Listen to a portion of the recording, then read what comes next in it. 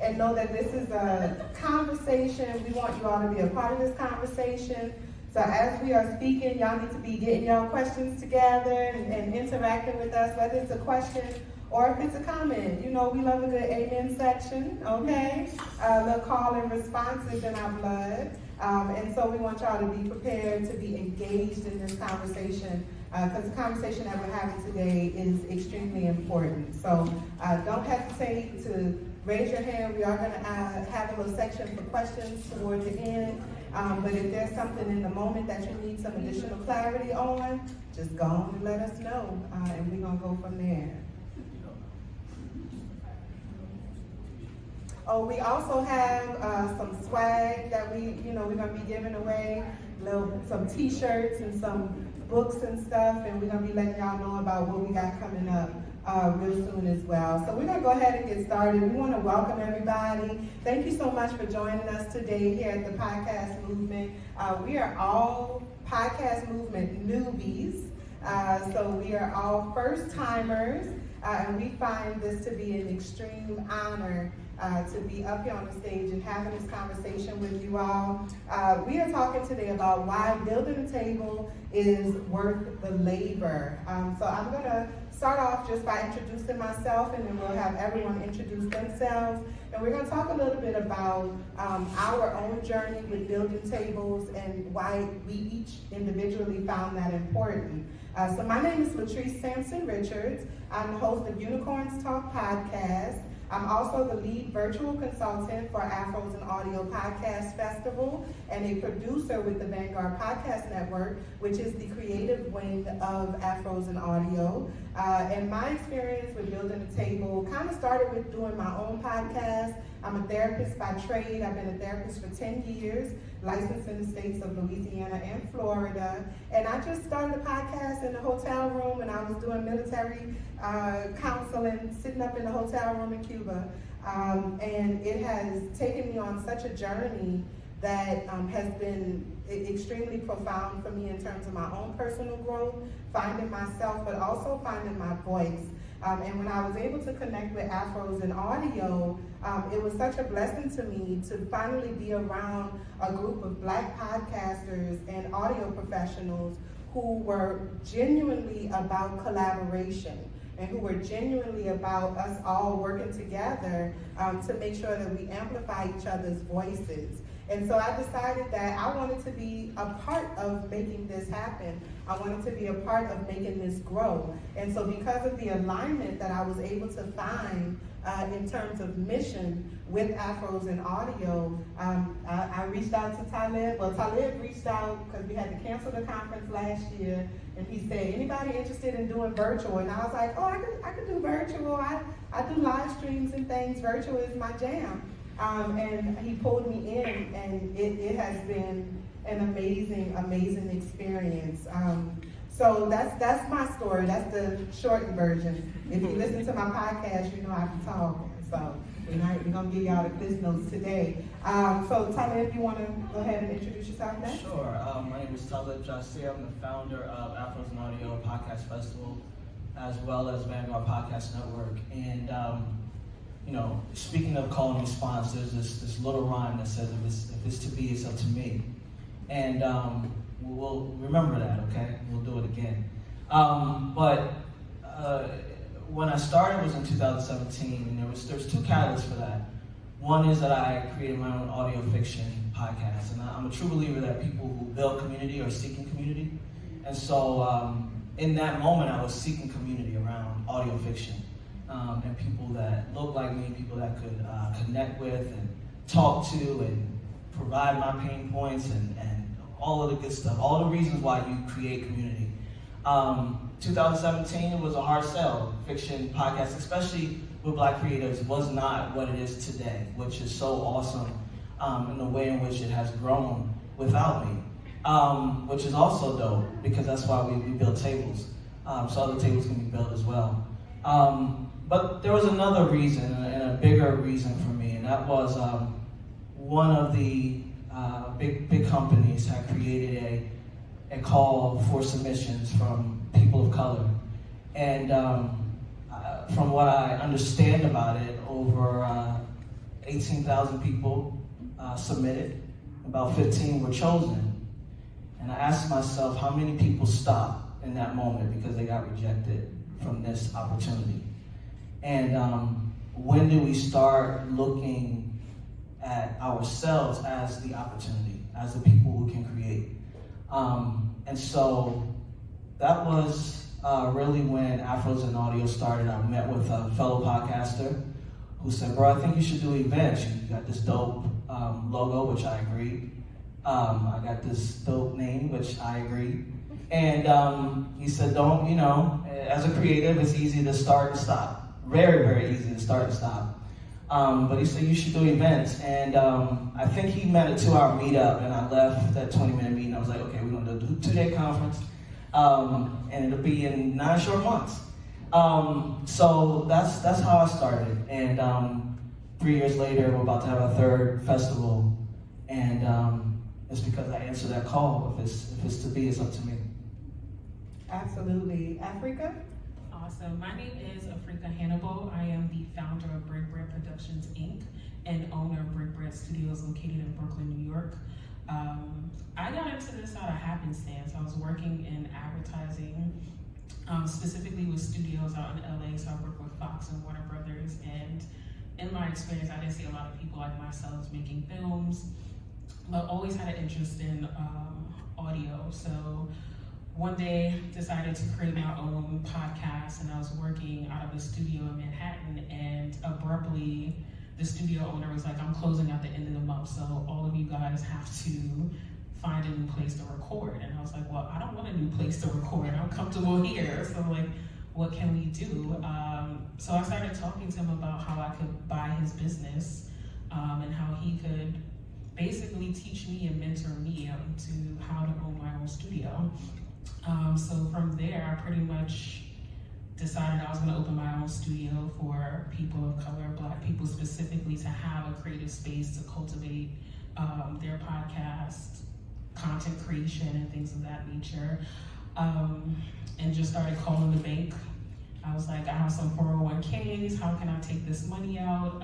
Had no idea what I was doing, new to entrepreneurship. But made it happen and still open today despite COVID 3 years later.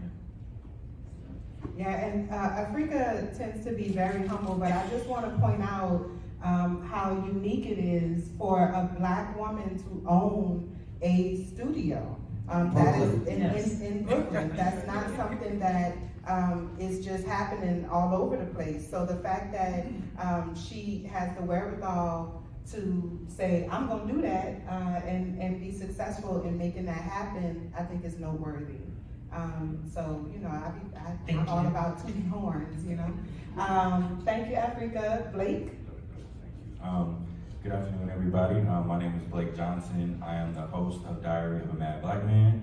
And how I got into podcasting was very interesting because when I first started, I didn't know nothing about podcasting.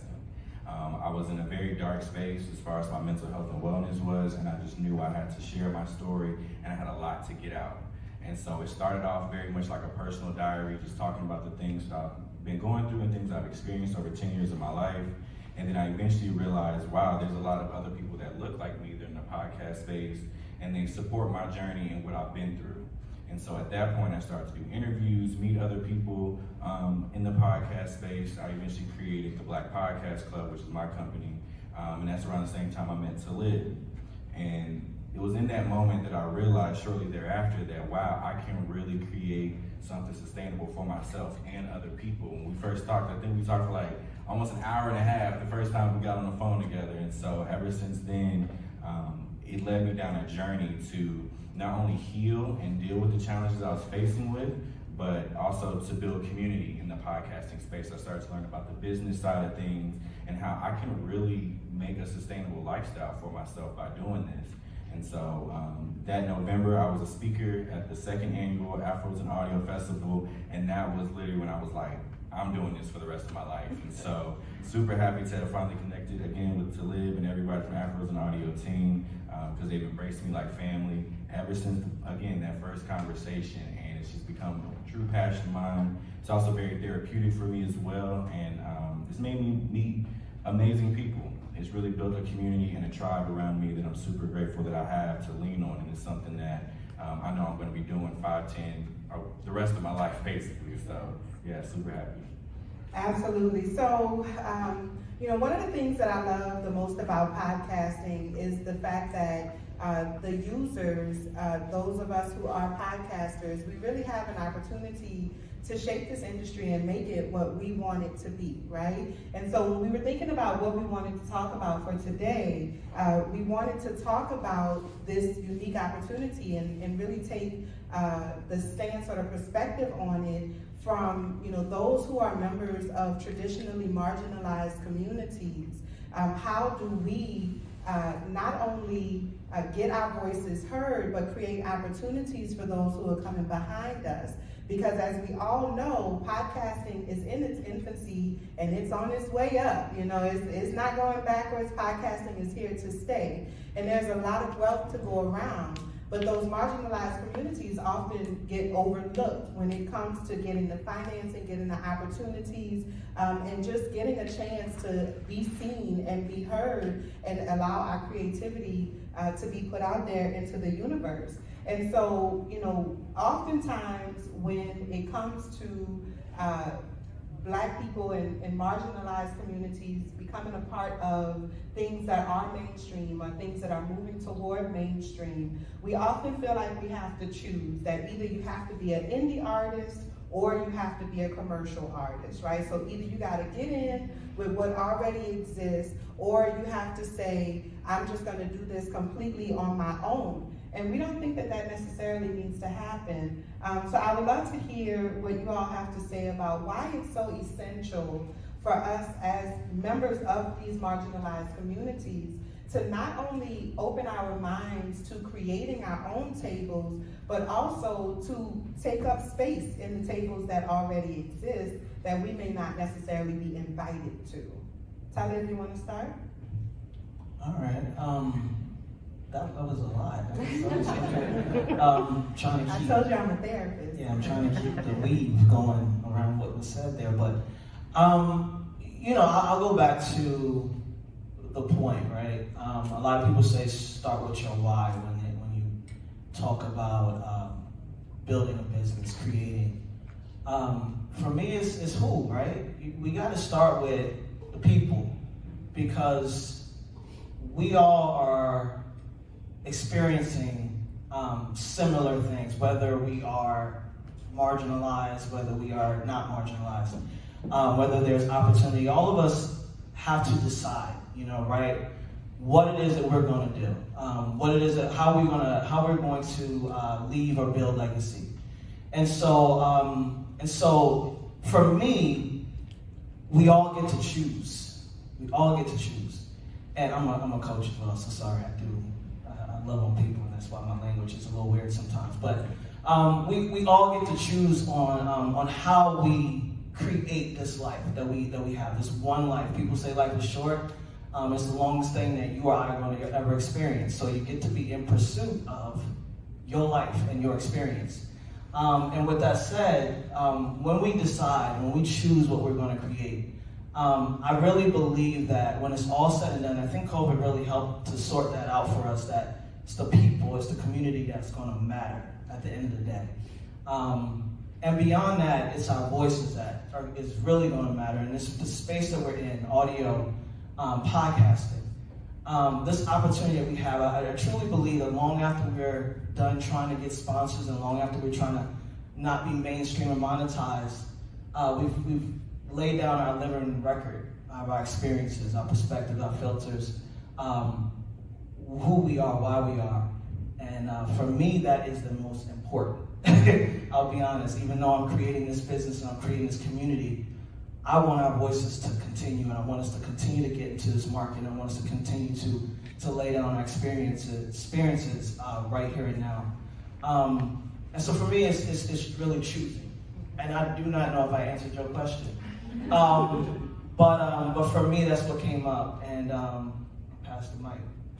Well, yeah, just to kind of summarize, I think you did answer the question. What I think I heard you say is that it's essential for us to choose to show up. It's essential for us to choose to create those tables and mandate that our voices are heard, but also to take up space rather in the areas or the spaces, the tables that are already created, that are already existing, that we have that responsibility not only to the community but also to history, because podcasting is really chronicling what's happening right now. It's telling the story of the times, and we have a responsibility to make sure that our story is a part of that story.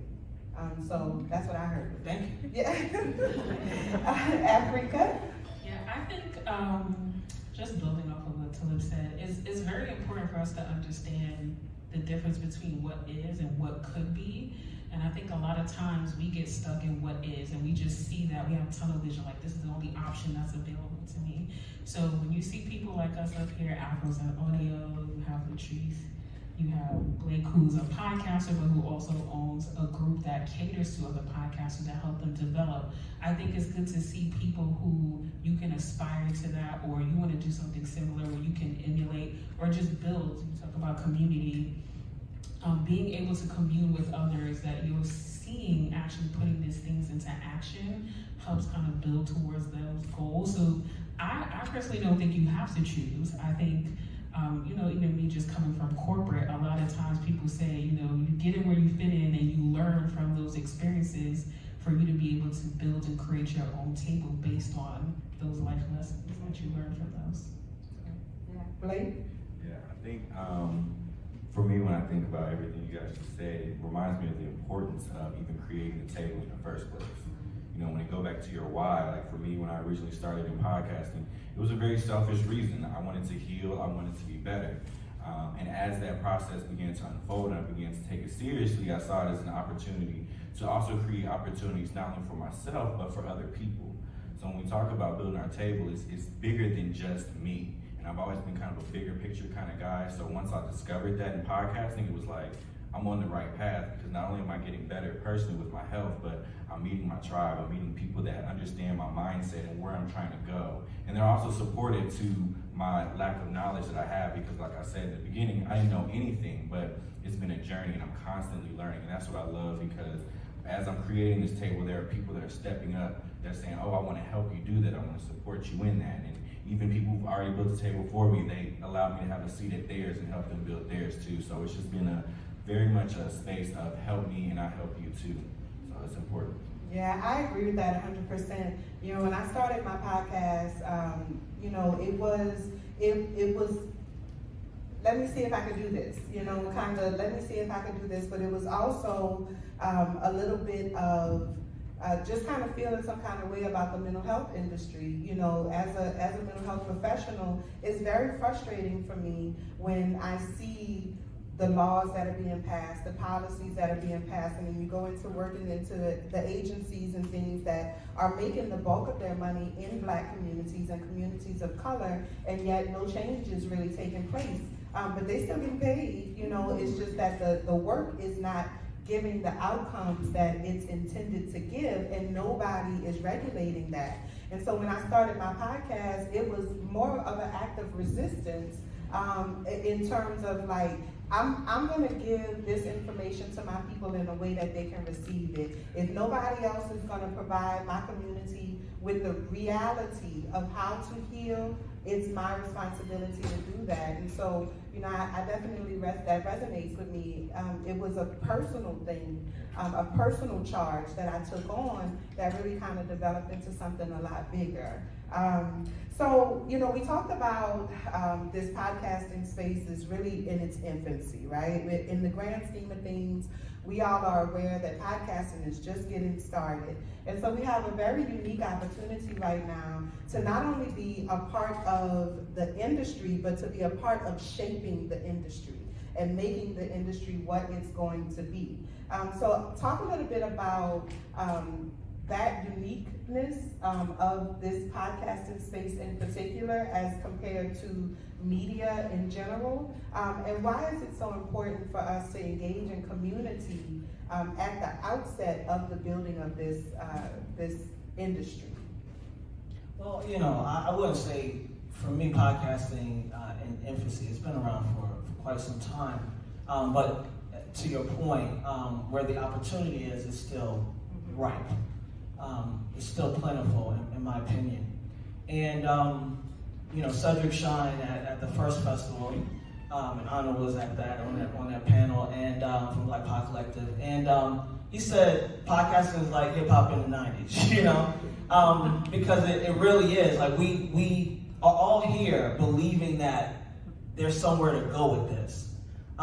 We may not see it in this moment, right? We may not see it at all, but we're all here believing that there is somewhere to go. And just like hip hop in the '90s, people discounted it. People said, "Oh, that's a phase. People are gonna stop listening at a certain point." And look at us now, right? And so we do have this opportunity, and the biggest opportunity that I see here is that unlike other industries where you have radio, television, where it's been around forever, right? And so all of those barriers that exist are there. And the chances of them going away are slim, right? And so we have breakthroughs, we get places, but we can just turn on the television or the movies or news or whatever, and we see what the landscape has been and may forever be. But this time, in this industry, I truly believe that we're going to either go along to get along and continue to do that and allow it to shape around us, or we're going to choose. We're going to choose, to do it different, to demand something different, to say, there is an opportunity here for me to say, I'm going to build this table. I'm going to know this panel is intentional, right? But I'm going to build this table. I'm going to know how the table gets built. I'm going to invite the people that I want to see at this table. I'm going to make sure that this table gets to be expanded, and there's extensions that's going to get on this table. And I'm going to build a table that other people can build a table on top of. And that's the opportunity here, right? When we talk about these companies that say, well, we're lowering barriers. Well, if you created barriers, you get to dismantle these barriers, or not. And so we have this opportunity here, and it will pass if we don't decide, if we don't choose that it doesn't have to be that way. But it could absolutely look like everything else if we let it be. Yeah, Africa, I would like to hear your take on it as well. And I would also like to hear a little bit about this idea of taking up space at these tables. Like Talib talks about, we can allow it to be what it always has been in terms of the overall media industry, or we can take a stand and we can say, not this time it's not gonna look like that. So I would like to hear your thoughts on, really taking up space and the importance of our voices being inserted not only in the creation of our own tables, but in the tables that currently exist. Yeah, I like how you called me out on the choosing it.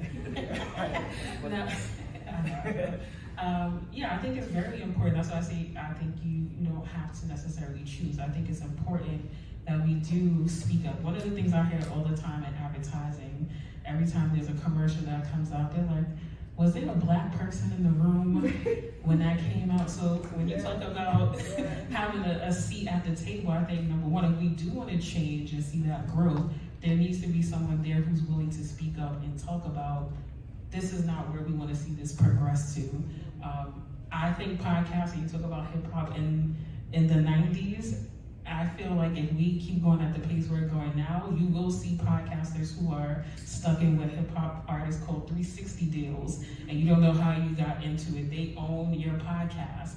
They own your merch that's going out. They get a percentage of that money because we're not aware of things like trademarks, copywriting, creating an LLC for your podcast and treating it like a business.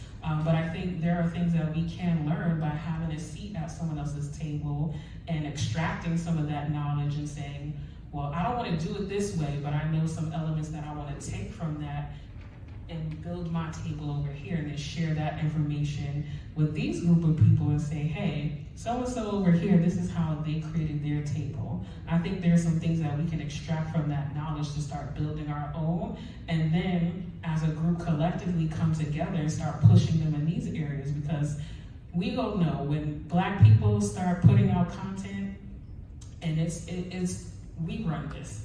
It breaks through the barriers, but what happens is we feel like we need those people. So it becomes, well, they're gonna offer me this amount of money, I should just take it because I may not move any further. It's recognizing that power, but also coming together to say, before you do that, let's come together over here to this seat at this table and see what we can negotiate that will benefit the table that we're creating over here. And then once we get to a certain point, you leave that table. CEOs do it all the time. You see these big tech leaders, they'll be at a company and then next thing you know, they put in their time at LinkedIn or Facebook or Twitter, and then now they have their own tech company and they have the support of those people that they used to work with at those tables, and that's how they progress and move forward.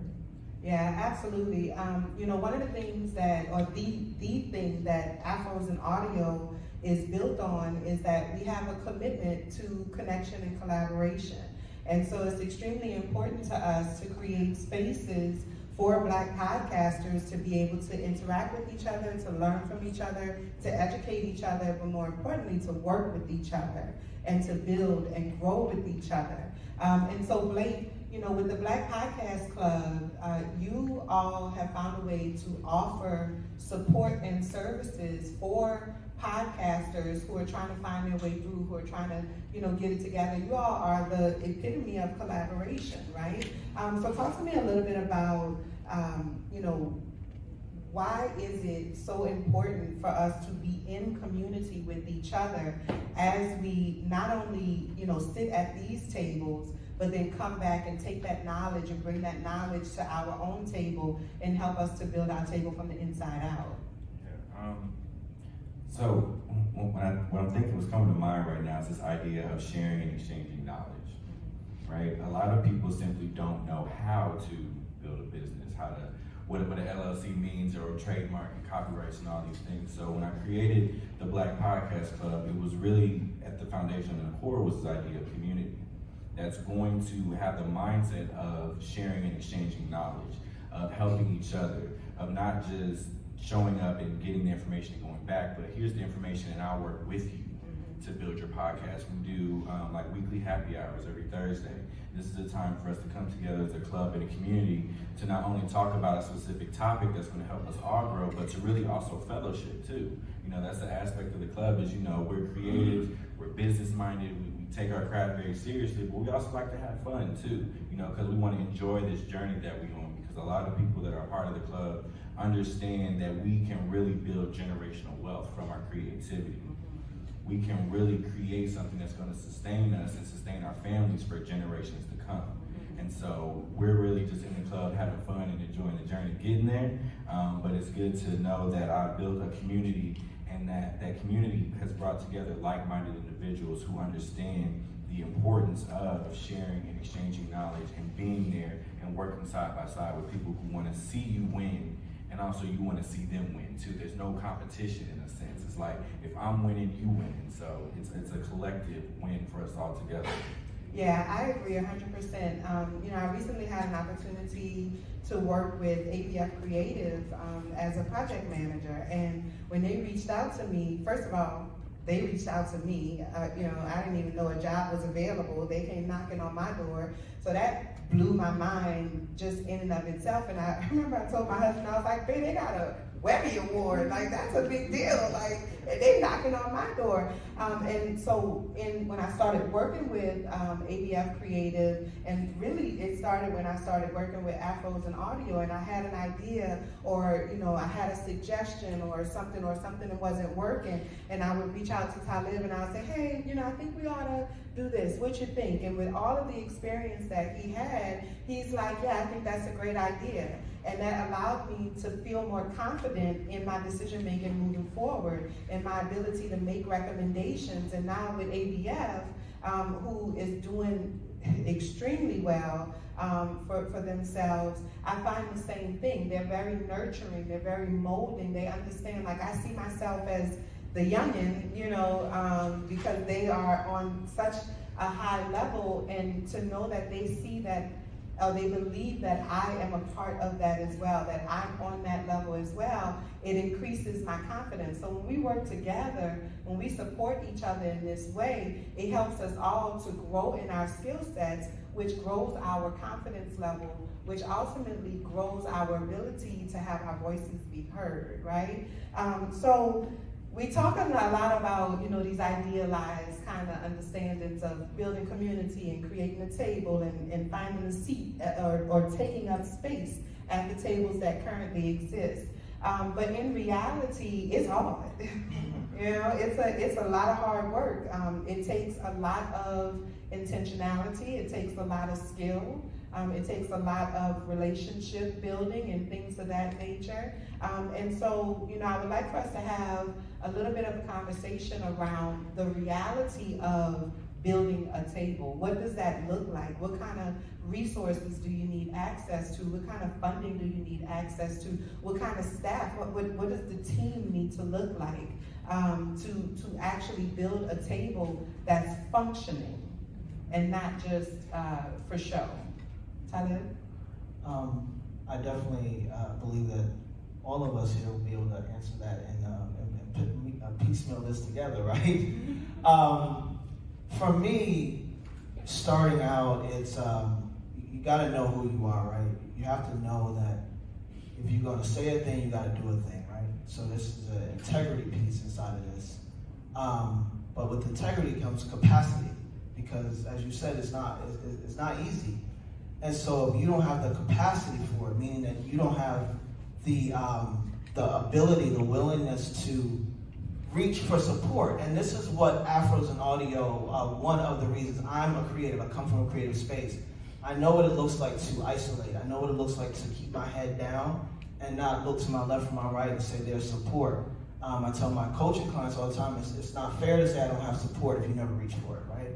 And so we have to acknowledge that there's going to be a need to speak up and say, I need help, I need funding, I need support. I don't normally show up to things like this because I'm old and I'm grumpy and I just want to stay home. But He's telling the truth. Yeah, but now, you know, hi everybody. But the point is that I need to be here, right? Because I've created something that there's a now responsibility of mine now. There's a responsibility to say, everyone that says, that buys into Afros and Audio, everybody who buys into the vision, the visionary aspect of it, they deserve to have it all come full circle. We all deserve to monetize. We all deserve to have resources.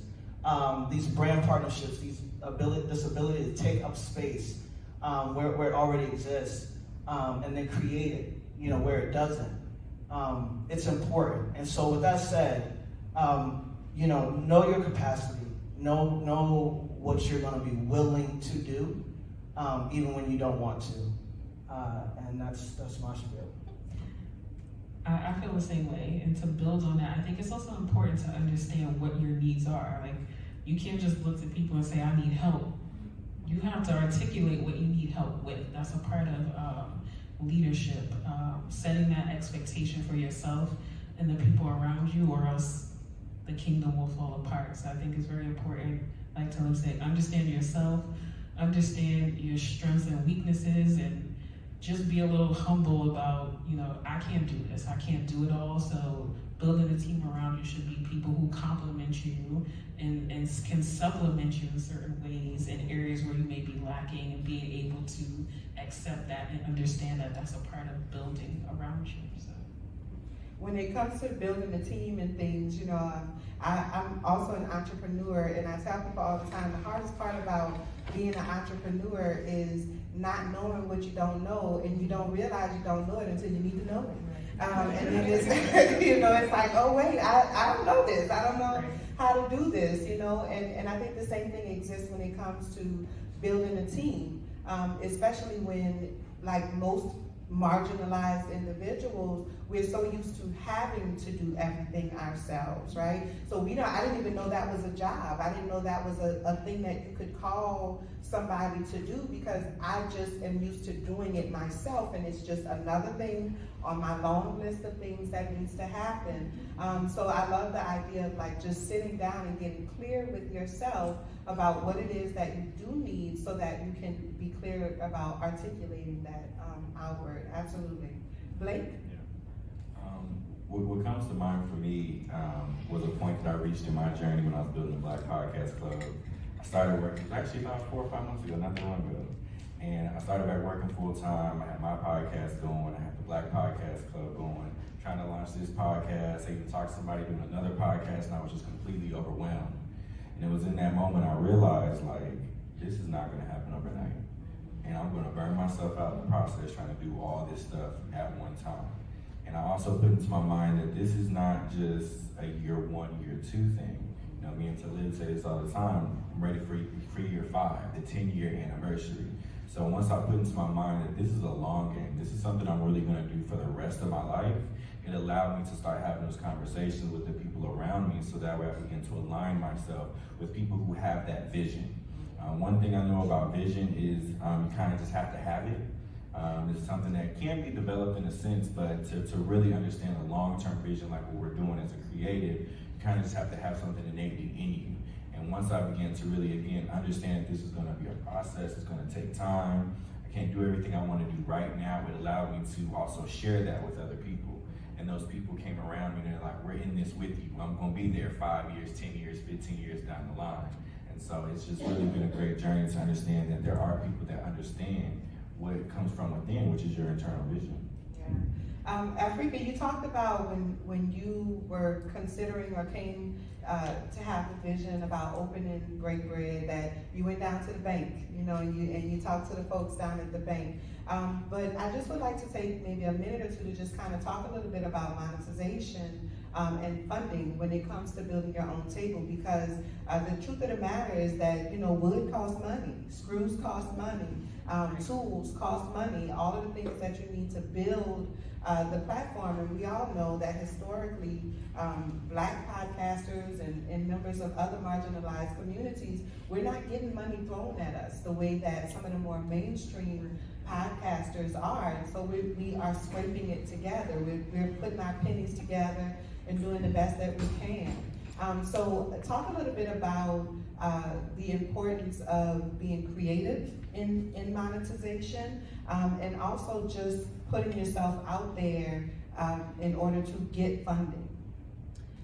Yeah, I think for me, I was just kind of reaching out with all the feelers. Like I always tell people, when people ask me what my side hustle is, it is my job.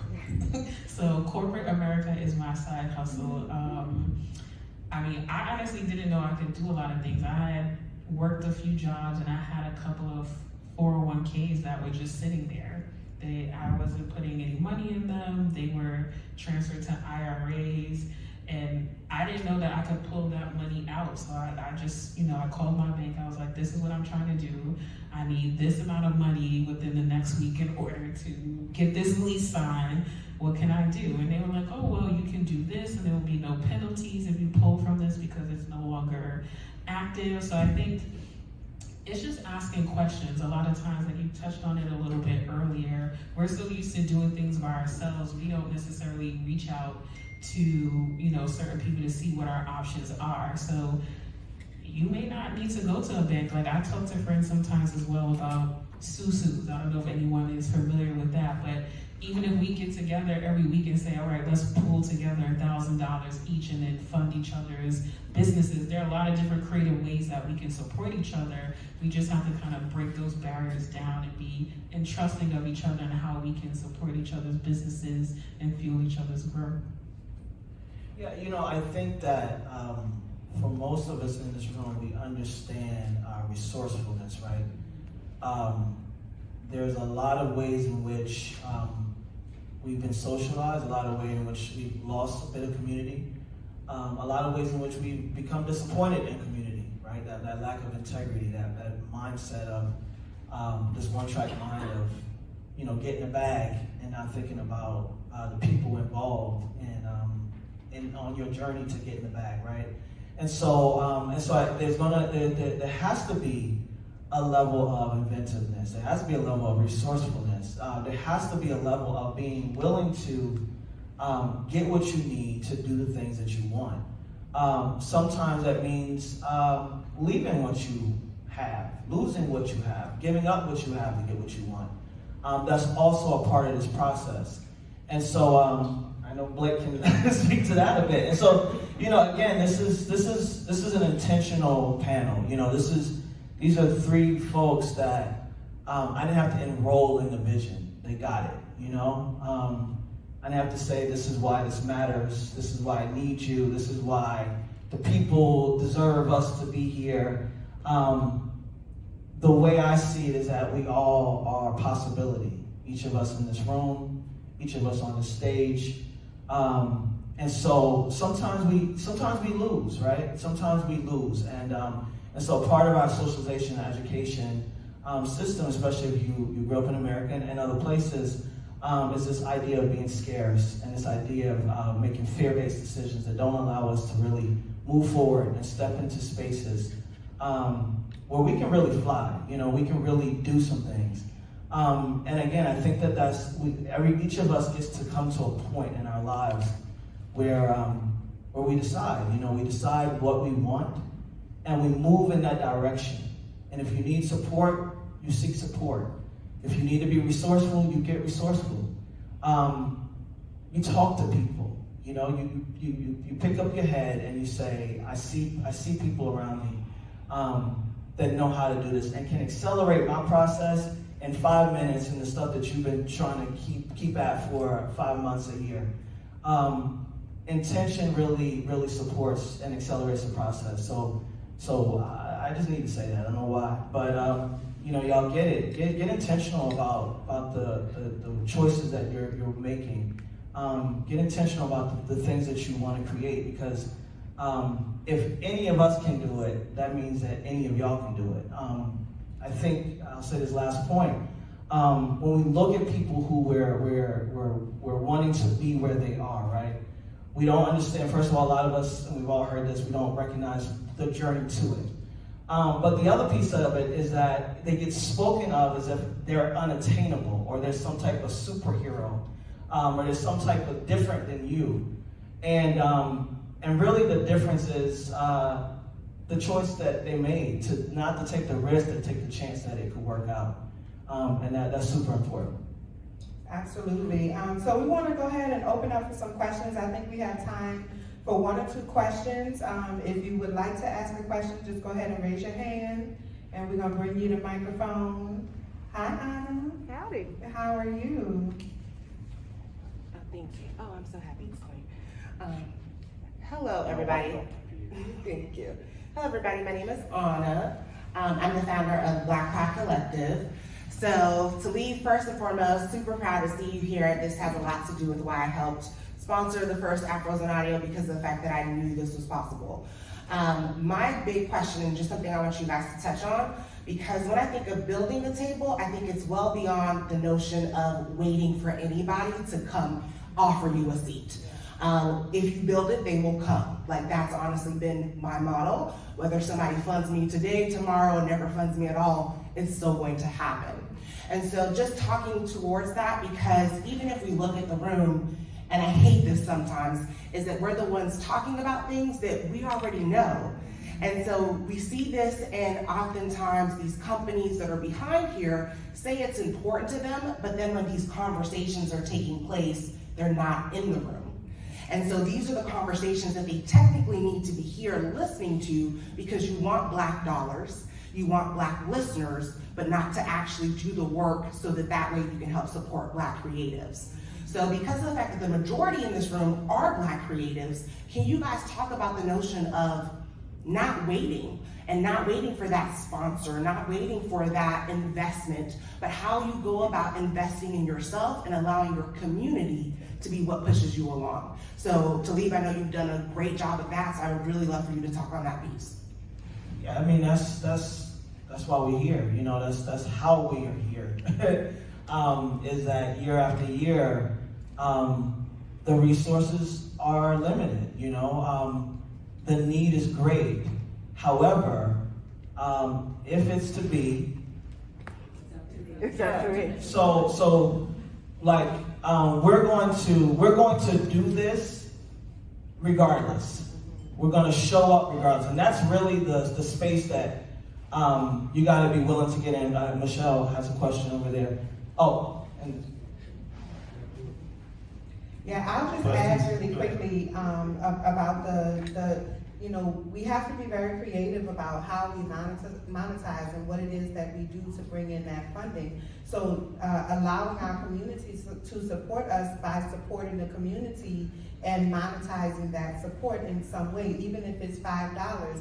We have a membership network that we have that's through the Mighty Network. So we have an app and everything like that. It's like $5 or $10 a month or something like that, which is a nominal fee. And our community can support the work that we're doing. And in turn for that $10 a month, we are feeding the community. We're giving them skills. We're giving them collaboration. We're giving them community. So they're getting something back on that, you know, a return on that investment, and it allows us to be able to continue to grow and continue to be able to do things bigger and bigger and bigger. So getting creative about how we monetize and making sure that the community knows that they are a part of our growth plan. absolutely. All right, so we are out of time. We want to say thank you to everyone. Thank you so much. We know you all, some of y'all still have questions. I know we're going to be here though. We're not going nowhere. We're going to be here. We're going to be hanging out. We got some shirts and things like that. So we definitely want you all to meet us and come ask your questions, come give us a hug and all of that good stuff. And for those who are interested, it's a tradition that we do a ussie. Anytime that we do a gathering, we like to take a photo because we are a community, we are a family, and we want to make sure that we capture the moment. So if you want to do a ussie with us, just hang around and we're going to catch us a picture. Okay? Podcast Festival, November 13th through the 14th. And Yeah. if you didn't get a postcard, there's an early bird right now, 25% off early bird in this moment until the end of August. Yes, thank y'all so much. Thank you.